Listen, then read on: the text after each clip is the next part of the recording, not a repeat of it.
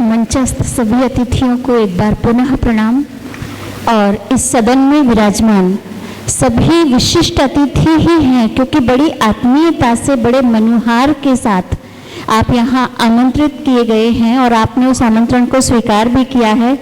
इनमें से एक एक व्यक्ति का अभिनंदन करने का हमारे सम्मानीय बड़े भाई साहब तिवारी जी का मन है, लेकिन शब्दों से ही उनका अभिनंदन किया जा सकता है समय की और कार्यक्रम की मर्यादा को देखते हुए। तो दो शब्दों के साथ आपका अभिनंदन कर रही हूँ। झुके नयन वंदन करती ग्रीवा, अधरों पर मुस्कान, संकेतों से आप सभी का बहुत बहुत सम्मान, बहुत बहुत सम्मान। और ये सम्मान मैं आयोजक टीम की तरफ से निवेदित कर रही हूँ। बड़े भाई साहब मनोज भाई साहब ने मुझे कहा है कि मैं आदरणीय तिवारी जी के व्यक्तित्व पर प्रकाश डालूं। शायद मेरी वाणी उतनी समर्थ ना हो, क्योंकि इतने बड़े व्यक्तित्व के विषय में मैं अपनी बात रखूंगी तो मैं तो अपनी छोटी ही उसमें अपनी बात रख पाऊंगी। इसलिए जीने की तो चाह बहुत है पर जीने का ढंग ना आता। जीवन है संघर्ष पर हमें संघर्षों का संग न भाता। जीने को तो पशु भी जीते पर मानव का ढंग अलग है। जीवन के जीवन चित्रों में हमको भरना रंग न आता। ये चिंतन, ये विचार हमारे आदरणीय भाई साहब के मन में हमेशा चलते रहते हैं। और मैं ऐसा क्या करूं इस समाज के लिए कि इस समाज को दिशा दे सकूं। आज की जो उनकी पुस्तक है, जिसके विमोचन के कार्यक्रम में हम सभी यहाँ पर उपस्थित हुए हैं, उसका भी केंद्र बिंदु यही विचार है। और यदि हम शुरू करें बचपन से, तो एक बड़ी ही समृद्ध और गौरवशाली परंपरा के अग्रणी रहे हैं वो। उन्हें एक समृद्ध परंपरा मिली, राष्ट्रीय विचारधारा से ओतप्रोत वातावरण उन्हें उपलब्ध हुआ और आप बचपन से ही लेखन कला की ओर, आध्यात्मिकता की ओर अग्रसर हुए।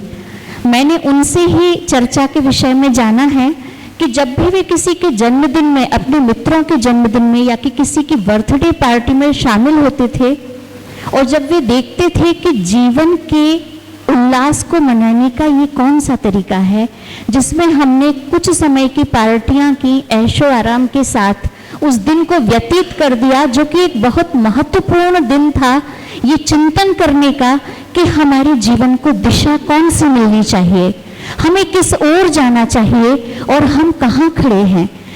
हमारा जन्मदिन इस चिंतन का विषय होता है। ये बातें उन्हें हमेशा प्रेरित करती रही। उनकी लेखनी शिक्षा, मेरे ख्याल से जब वे अपने शिक्षा क्षेत्र में थे तभी से शुरू हो गई थी और हम सभी को व्हाट्सएप के माध्यम से, फेसबुक के माध्यम से या कि पत्र पत्रिकाओं में उनके लिखे हुए लेखों के माध्यम से ये पता चलता है कि राजनीति हो, प्रशासनिक क्षेत्र हो, आध्यात्मिकता हो, शिक्षा हो या कि कोई भी क्षेत्र हो, बेबाक तरीके से जब उनकी लेखनी चलती है और बड़ी दृढ़ता के साथ, निरपेक्षता के साथ अपनी बात को जब वे बेबाक तरीके से रखते हैं तो सामने वाले को एक दिशा निर्देश मिलता है।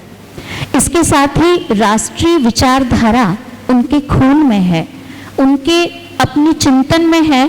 और एक बार बातों के दौरान मुझे ये भी पता चला था कि आंखें ही काली कोट वालों के बीच में खुली। आपके बड़े भाई साहब, जिन्हें पूरा दतिया दाऊ के नाम से जानता था, श्रद्धेय स्वर्गीय श्री राम रतन तिवारी जी, आप उनके बड़े भाई साहब थे और आज वे जिस रूप में हमारे सामने हैं, निश्चित रूप से उनके पूर्वजों का मैं अभिनंदन करती हूँ, प्रणाम करती हूँ, क्योंकि जैसे जाके नदी नवारे ताके तैसे भर का, एक बुंदेली कहावत है, और जाके जैसे बात बताई ताके तैसे लड़का। तो और अभी 4 वर्ष पूर्व हम सभी ऐसे ही एक आयोजन में सम्मिलित हुए थे, जबकि उनकी एक पुस्तक, जिसे कि दिल्ली की प्रभात प्रकाशन ने प्रकाशित किया था, और वो थी मृत्यु कैसे होती है और फिर उसका क्या होता है, जो यहाँ पर विराजमान कई लोगों ने पढ़ी भी है और उस आयोजन के वो साक्षी भी बने थे। और इसकी जो भूमिका थी वो आर.सी. लाहोटी जी, जो कि भारत के सुप्रीम कोर्ट के माननीय चीफ जस्टिस थे, उन्होंने लिखी थी। और मुझे बहुत हर्ष हो रहा है आपको बताते हुए कि आज जिस पुस्तक का विमोचन है उसकी प्रस्तावना में जो आशीर्वाद भाई साहब को मिला है वे हमारे सामने आज मुख्य अतिथि की आसंदी पर विराजमान हैं और हम सभी गौरवान्वित हैं अपने को उनके बीच में पाकर के।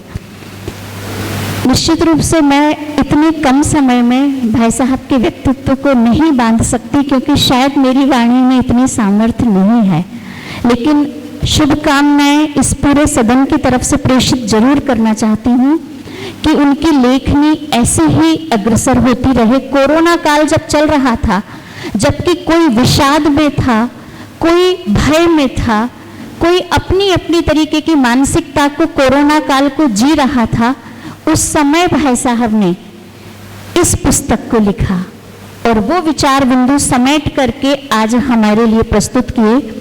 मैं संक्षेप में ही अपनी बात कहूंगी क्योंकि कार्यक्रम की और समय की अपनी मर्यादा है, लेकिन मैं भाई साहब से निवेदन जरूर करूंगी कि वे अपने उद्बोधन में उन सब विषय बिंदुओं को समेटें जो आपने अपनी पुस्तक में सजोए हैं, संवारे हैं और समाज के लिए आपने उनको रखा है। प्यार तो है हमें जिंदगी से बहुत, किंतु जीना हमें हाय आता नहीं।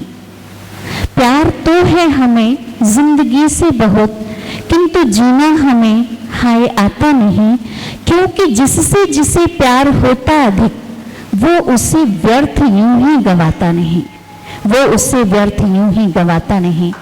और आनंद की राह हमारे जीवन को आनंद की ओर ले चलेगी। ईश्वर ने मनुष्य को राजकुमार की तरह भेजा था, आनंदित जीवन जीने के लिए भेजा था। हमारे ऋषि मुनियों ने वो रास्ता सुझाया था जिससे हम हर पल आनंदित रह सकें, लेकिन हमने जीवन का क्या कबाड़ा कर डाला। तो आपकी जो पुस्तक आनंद की राह है, जो आपकी अनुभूतियों से, आपकी परिकल्पनाओं से सजी हुई है, वो समाज को एक नई दिशा देगी, ऐसा हम सभी का मानना है। और मैं अपनी वाणी को यही विराम देती हूँ और मैं पुनः क्षमा चाहते हुए कि आपके व्यक्तित्व को मैं नहीं समेट सकती 5 मिनट में, आपका पुनः अभिनंदन करती हूँ। धन्यवाद।